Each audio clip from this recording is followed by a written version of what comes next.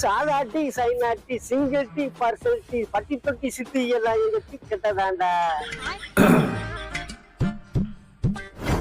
How much? ஓ பச்சியா? பச்சி கட்டவா? பச்சாம கட்டவா?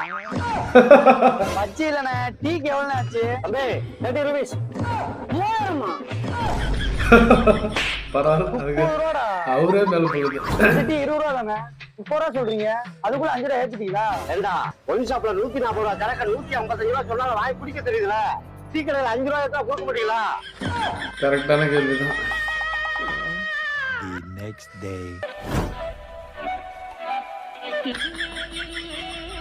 அம்பே என்ன தம்பி பாசலா?